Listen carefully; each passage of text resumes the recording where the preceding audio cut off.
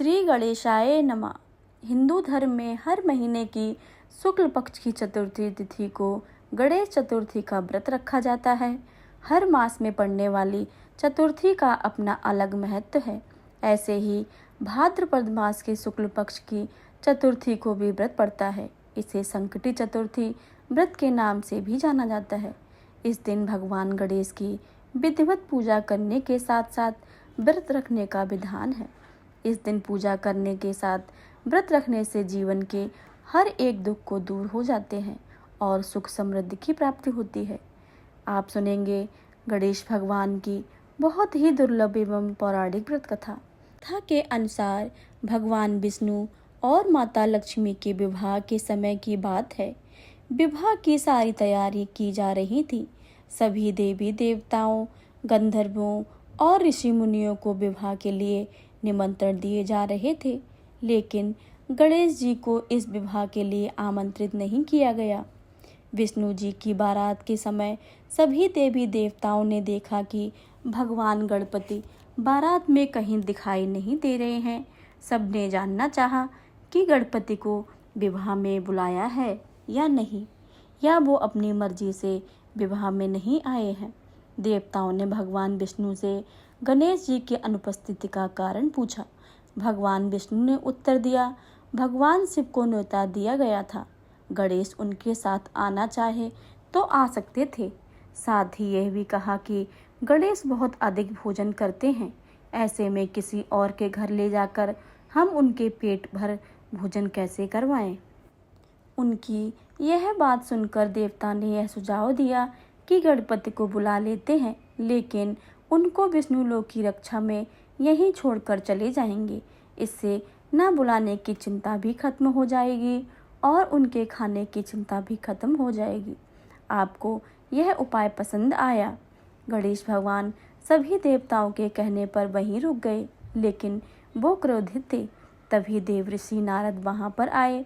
उनसे बारात न जाने का कारण पूछा। गणेश ने कहा कि साथ ही यह भी बताया कि वो भगवान विष्णु से गुस्सा हैं।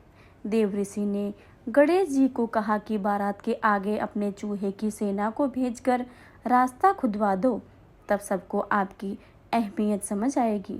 चूहों की सेना ने गणपति की आज्ञा पाकर आगे से जमीन खोखली कर दी। भगवान विष्णु का रथ वहीं जमीन में धंस गया।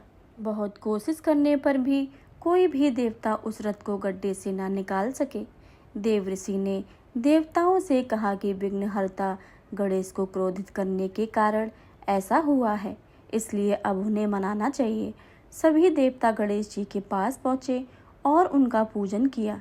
इसके बाद रथ गड्ढे से निकला, लेकिन उसके पहिए टूट गए थे। फिर से देवता सोच में पड़ गए कि अब हम क्या करें। पास के खेत में खाती को बुलाया। खाती ने गणेश जी की वंदना करके पहिया ठीक कर दिया, जिसके बाद सभी देवी देवताओं को विघ्नहर्ता गणेश का सर्वप्रथम पूजने का महत्व समझ में आया। उसके बाद विवाह विघ्नों के बिना संपूर्ण हुआ। हे गणेश जी महाराज, आपने विष्णु को जैसे कारज सारियो, ऐसे ही कारज सबको सिद्ध कर जो। बोलो गजानन भगवान की जय। अब आप सभी सुनेंगे गजानन भगवान की दूसरी कथा। श्री गणेश चतुर्थी व्रत की पौराणिक कथा के अनुसार एक बार भगवान शिव तथा माता पार्वती नर्मदा नदी के किनारे बैठे थे। वहां माता पार्वती ने भगवान शिव से समय व्यतीत करने के लिए चौपड़ खेलने को कहा। शिव चौपड़ खेलने के लिए तैयार हो गए, परंतु इस खेल में हार जीत का फैसला कौन करेगा, यह प्रश्न उनके समक्ष उठा। तो भगवान शिव ने कुछ तिनके एकत्रित करके उसका एक पुतला बनाया, उसकी प्राण प्रतिष्ठा कर दी और पुतले से कहा, बेटा, हम चौपड़ खेलना चाहते हैं, परंतु हमारी हार जीत का फैसला करने वाला कोई नहीं है, इसलिए तुम बताना कि हम दोनों में से कौन हारा है और कौन जीता है। भगवान शिव और माता पार्वती का चौपड़ का खेल शुरू हो गया। यह खेल 3 बार खेला गया और संयोग से तीनों बार माता पार्वती ही जीत गईं। खेल समाप्त होने के बाद बालक से हार जीत का फैसला करने के लिए कहा गया, तो उस बालक ने महादेव को विजयी बताया। यह सुनकर माता पार्वती क्रोधित हो गईं और क्रोध में उन्होंने बालक को लंगड़ा होने का, कीचड़ में पड़े रहने का श्राप दे दिया। बालक ने माता पार्वती से माफ़ी मांगी और कहा कि यह मुझसे अज्ञानतावश ऐसा हुआ है, मैंने किसी द्वेष भावना से ऐसा नहीं किया है। बालक द्वारा क्षमा मांगने पर माता ने कहा, यहाँ गणेश पूजन के लिए नाग कन्याएं आएंगी, उनके कहे के अनुसार तुम गणेश व्रत रखना, ऐसा करने से तुम मुझे प्राप्त करोगे। यह कहकर माता पार्वती शिव के साथ कैलाश पर्वत को चली गईं। 1 वर्ष के बाद उस स्थान पर नाग कन्याएं आईं। तब नाग कन्याओं से श्री गणेश के व्रत की विधि मालूम करने पर उस बालक ने 21 दिन तक लगातार गणेश जी का व्रत किया। उसकी श्रद्धा से गणेश जी प्रसन्न हुए। उन्होंने बालक को मनोवांछित फल मांगने को कहा। उस पर बालक ने कहा, हे विनायक, मुझसे इतनी शक्ति दीजिए कि मैं अपने पैरों में चलकर अपने माता पिता के साथ कैलाश पर्वत पर पहुंच सकूं और ये देख सकूं। यह सुनकर गणेश भगवान प्रसन्न हो गए। तब बालक को वरदान देकर श्री गणेश जी अंतर्ध्यान हो गए। इसके बाद वह बालक कैलाश पर्वत पर पहुंच गया और कैलाश पर्वत पर पहुंचने की अपनी कथा उसने भगवान शिव को सुनाई। चौपड़ वाले दिन से माता पार्वती शिव जी से विमुख हो गई थीं। अतः देवी ने रुष्ट होने पर भगवान शिव ने बालक के बताए के अनुसार 21 दिनों तक श्री गणेश जी का व्रत किया। इस व्रत के प्रभाव से माता पार्वती के मन में भगवान शिव के लिए जो नाराजगी थी वह समाप्त हो गई। तब यह व्रत विधि भगवान शंकर ने माता पार्वती को बताई। यह सुनकर माता पार्वती के मन में भी अपने पुत्र कार्तिकेय से मिलने की इच्छा जागृत हुई।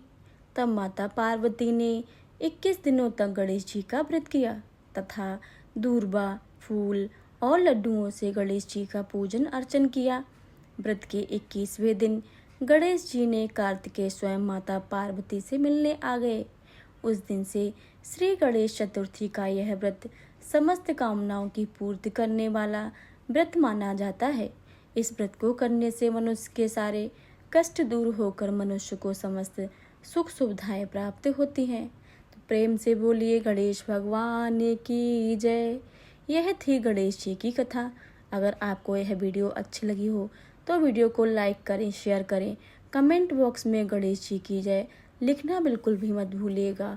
और चैनल पर नए आए हैं तो चैनल को सब्सक्राइब करके बेल आइकन को ज़रूर दबा लें ताकि आने वाली सभी वीडियो की जानकारी सबसे पहले आपके पास पहुंचे। मिलते हैं अगली वीडियो में, तब तक के लिए जय श्री राधे कृष्णा। एक बार फिर से आप सभी को गणेश चतुर्थी की बहुत बहुत शुभकामनाएं। धन्यवाद।